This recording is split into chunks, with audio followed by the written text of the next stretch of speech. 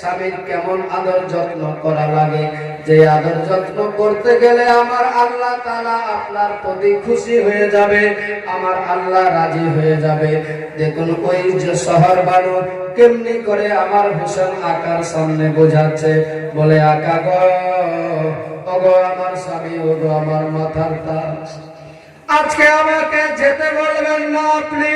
আজকে যদি আমি চলে যাই আকা, আমার সামনে আমাকে যখন জিজ্ঞেস করা হবে হাসরের ময়দানে, আমার বিশ্ব নবী থাকবে সেই মুহূর্তে, মা ফাতেমা থাকবে সেই মুহূর্তে।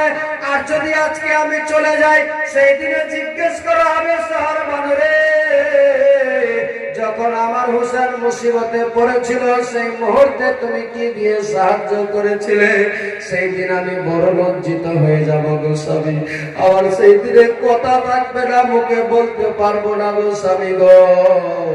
আর যদি আমি থেকে যাই, তুমি যদি দুনিয়া থেকে বিদায় হয়ে চলে যাও, স্বামী তুমি যদি শহীদ হয়ে যাও, তাহলে আপনার রক্ত মাখা জামা নিয়ে থাকবো রোজে কিয়ামতের দিনে বিশ্ব নবীর সামনে হাসরের ময়দানে দাঁড়িয়ে বলবো গো নানা জান, ওগো আমার শাশুড়ি মা, এই দেখুন না ইসলামের খাতিরে নিজের স্বামীকে কারবালার ময়দানে দান করে দিয়েছি, দাঁড়িয়ে আমি রক্ত মাখা জামা নিয়ে দাঁড়িয়ে আছি। ওগো স্বামী, আপনি আমারে এই থেকে মহরুম বঞ্চিত করে দিয়েন না গো। ইমাম হোসেন বুঝার পরেও এত বুঝাচ্ছেন, তারা মানল না, শুনলো না। লাস্টের দিকে আমার হোসেন আকা বলতে লাগলেন, যখন তোমরা মানছো না, যখন তোমরা বুঝছো না, তাহলে আর দেরি করা যাবে না। আজকে রাত্রি বেলায় ভালো করে একটু কথা আমার শুনে নাও। এই কথাগুলো বলতেই আছে, হঠাৎ করে রাতের অন্ধকারে হইচই শুরু হয়ে গেল। বলতে লাগছে, তারা যেন বলতে চাই, এক্ষুনি হোসেনকে গিয়ে বলো, হয় আমাদেরকে মেনে নিতে বলো, নচেৎ যুদ্ধের জন্য যেন প্রস্তুত হয়ে যায়। এক্ষুনি আমরা রাত্রি বেলায় যুদ্ধ করব।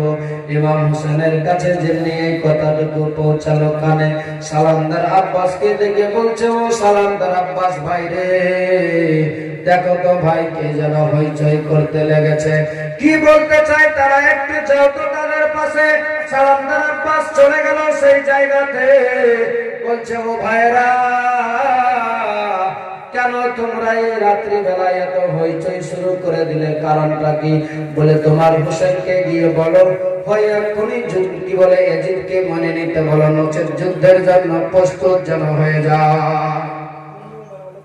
ইমাম হোসেনের কাছে সালামদার আব্বাস এসে বলতে লাগলেন, ওগো হুজুর, ওগো আকা, আর আমাদেরকে সময় দেওয়া যাবে না, আর আমরা বাঁচতে পারবো না হুজুর গো। এক্ষুনি তারা যুদ্ধ ঘোষণা করতে চাচ্ছে, হয় আমাদেরকে ইয়াজিদকে মেনে নিতে হবে, নচেৎ জীবন দেওয়ার জন্য এক্ষুনি প্রস্তুত হয়ে যেতে হবে। আমার হোসেন যেমনি এই কথাটুকু শুনেছে, সালামদার আব্বাসকে বলে, ও আব্বাস, তাদেরকে গিয়ে বলো, তাদেরকে গিয়ে একটু বুঝাও, যদি আমাদেরকে যুদ্ধ করতেই হয় যুদ্ধ করব, কিন্তু মৃত্যুকে তো আমরা সমর্থন করতে পারি না। যদি আজকে মৃত্যুকে সমর্থন করে নিগ, তাহলে রোজে কিয়ামত পর্যন্ত আমার বিশ্ব নবীর উম্মতিরা ভাববে যে মৃত্যু যদি ছিল, তাহলে ইয়াজিদকে কেনই বা সমর্থন করেছিল। ও ভাই, যে শরীয়তের পথে নাই আমরা তার সঙ্গে নাই, যে শরীয়তের মধ্যে নাই আমরা তার সাথী নাই। জীবন যদি দিতে হয় জীবন দিয়ে দিব গো, কিন্তু একটাই কথা, তাদের কাছে গিয়ে বলো, আজকে রাতটুকু যেন আমাদেরকে সময় দিয়ে দেয়। যদি যুদ্ধ করতে হয়, আগামী কাল শুক্রবার আছে, সকাল থেকে যুদ্ধ হবে। সালামদার আব্বাস চলে গেলেন তাদের কাছে, গিয়ে বলছে, ও 22,000 সৈন্যর লোকেরা, একটা কথা বলতে চাই তোমাদেরকে। আমার হোসেন আকা বলে গেল, বলে পাঠালো যে আমরা তো মানতে পারি না ইয়াজিদকে, তবে যদি তোমরা যুদ্ধ করতেই চাও, তাহলে একটু আমাদেরকে সময় দিয়ে দাও, এই রাতটুকু, এই রাত্রি বেলায় আমরা সময় চাই। আগামী কাল থেকে আমার হোসেন আকার পারমিশন হয়ে গেল, যুদ্ধ আগামী কাল থেকে হবে। বেরাদার বাবা ভাই, গত 3 দিন হয়ে গিয়েছে, তাদের জন্য অন্ন দানা পানি সমস্ত কিছু বন্ধ করে দিয়েছে গো। সবাই ক্লান্ত হয়ে পড়েছে, কোনো পেটে দানা নাই, পানি নাই। সারাদিন মানুষ একটু অনুভব করুন তো, যখন রোজা থাকে, যখন 2টা 2:30 বাজে কিংবা 3টা বাজে, তখন পিপাসায় কলেজা ফেটে যায়। বারবার করে ইচ্ছা করে যে মনে হয় 2-4 লিটার পানি পান করে নিব, কিন্তু বেরাদার শরীয়তের নিয়মকে সামনে রেখে আমরা রোজা থাকি গো। কিন্তু ইমাম হোসেনের প্রতি, ইমাম হোসেনের পরিবারের প্রতি টানা চলছে রোজা।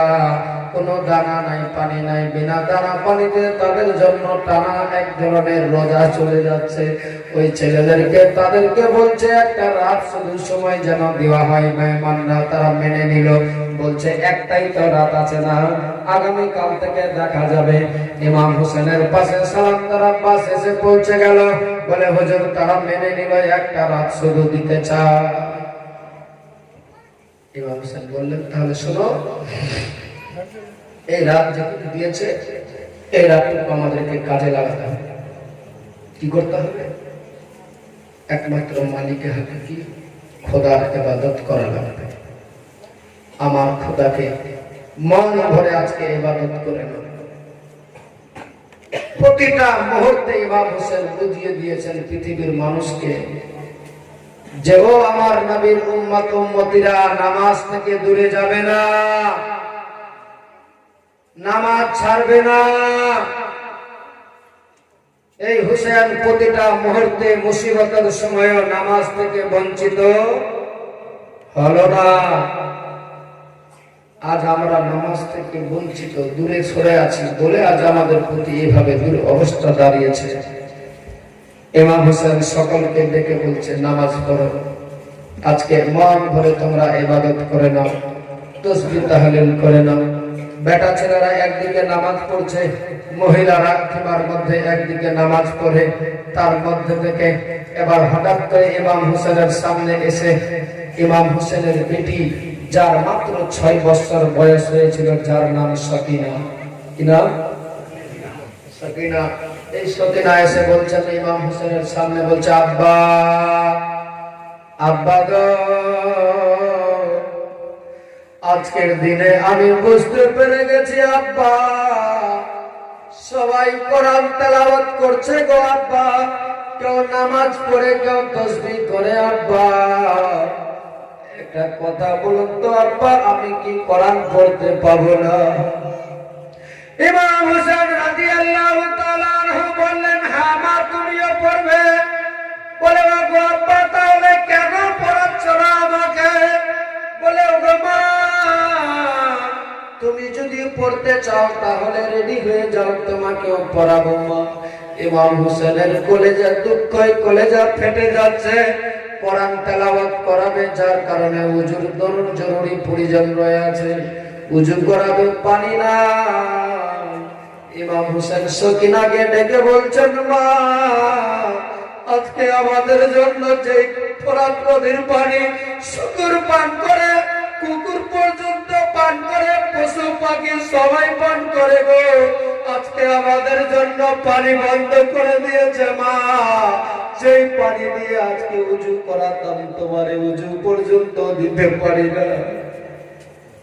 ইমাম হোসেনের পাহাড়ের মতো অন্তরটাকে শক্ত করে ধৈর্য ধারণ করে নিজের পেটিকে বুকে লাগিয়ে বলছেন মা, আজকে আমাদের জন্য পানি তো বন্ধ হয়ে গিয়েছে রে মা, আজকে তাইবাম ছাড়া অন্য কোনো গতি নাই রে মা। ইমাম হোসেন মাটিগুলো নিয়ে ইমাম হোসেন সকিনাকে বলছেন, বেটি রে, তাইবাম করে নে মা, তাড়াতাড়ি করে। তাইবাম করা হয়ে গেল। তাইবাম করার পরে কোরআনটাকে সামনে খুলে নিল, খুলে নিয়ে বলছেন, বেটি পড়ো। ইমাম হোসেনের কথা শুনে ইমাম হোসেনের মেয়ে জাইনাব পড়তে লেগে গেল, আউযু বিল্লাহি মিনাশ শাইতানির রাজীম। জাইনাব খিমার মধ্যে আছে, আওয়াজ শুনতে পাচ্ছে। সকিনা সেই সময় পড়ছে, বাবার কথা শুনে শুনে সাও পড়ে। সূরা ফাতিহাটা কমপ্লিট হয়েছে, ইমাম হোসেনের জবান যেন আস্তে আস্তে বন্ধ হয়ে গেল। ইমাম হোসেনের দুটি ঠোঁট যেন বিড়বিড় করে হিলছে, আর দুই ঠোঁটে হিলার সাথে সাথে চোখ দিয়ে যেন টস টস করে পানি বয়ে যাচ্ছে। ইমাম হোসেন সেই সময় বলেছিলেন, ইমাম হোসেনের সামনে তার মেয়ে বলে, আব্বা গো, আজকে আব্বা তুমি কোরআন শরীফ পড়াতে পড়াতে কেন এমনি করে কেঁদে যাচ্ছ গো আব্বা? ও আব্বা, আপনার কান্দন দেখে আমি সহ্য করতে পারবো না গো আব্বা। আব্বা, আপনার চোখে কেন পানি? আব্বা, কেন কাঁদছেন তুমি? আমার হোসেন বেটি সকিনাকে বুকের মধ্যে জড়িয়ে নিয়ে বলছে, মারে, আজকে আমি তোরে কোরআন শুরু করালাম মা, এই সূরা ফাতিহা পড়ালাম তোমারে, শেষ কে কার কাছে হবে, কে করাবে আমার নয় জানা। যেমনি এই কথা বলেছে, মাত্র 6 বছরের সকিনা, যে সকিনা বাবার কোলের মধ্যে না ঘুমালে, সিনাই বুকের মধ্যে না চাপতে গেলে রাত্রে ঘুমাতো না, ওই সকিনার কলেজা যেন ফেটে যাচ্ছে বলে, আব্বা কেন এমনি করে বলছো গো আব্বা? কেন, কি হয়েছে আব্বা? কেন আব্বা, তুমি কি আমাকে ছেড়ে চলে যাবে? কেন, কি বুঝাতে চাচ্ছ এই কথা বলে? ইমাম হোসেনের যেমনি এই কথাটুকু বেটি বলেছে,